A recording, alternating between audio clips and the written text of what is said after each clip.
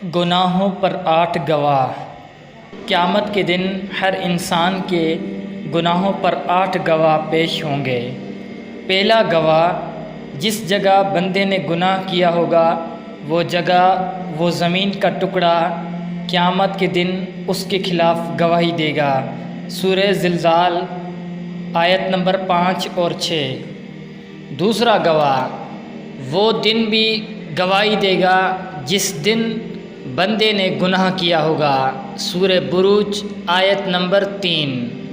تیسرا گواہ، قیامت کے دن ان کی زبان گواہی دے گی۔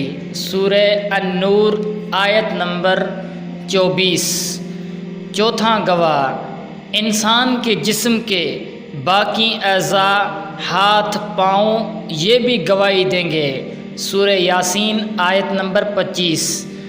پانچواں گواہ، 2 فرشتے جو تم پر نگران مقرر ہیں، جو معزز ہیں، لکھنے والے ہیں، جو کچھ تم کرتے ہو وہ جانتے ہیں۔ سورہ انفطار آیت نمبر 12۔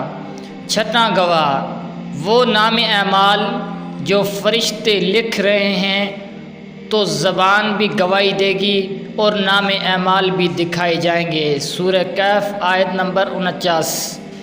ساتواں گواہ، آپ صلی اللہ علیہ وسلم بھی گواہ ہوں گے۔ اللہ رب العزت آپ صلی اللہ علیہ وسلم سے بھی گواہی مانگیں گے۔ سورہ النساء آیت نمبر 41۔ آٹھواں گواہ، اللہ رب العزت قرآن میں فرماتے ہیں جو تم گناہ کرتے ہو ہم قیامت کے دن اس پر گواہ ہوں گے۔ سورہ یونس آیت نمبر 61۔ ہمارے گناہوں پر اللہ خود گواہ ہوگا۔ اللہ کیا عالم ہوگا۔ یا اللہ ہمارے گناہوں کو بخش دے اور ہمیں نیک اعمال کرنے کی توفیق عطا فرما۔ آمین۔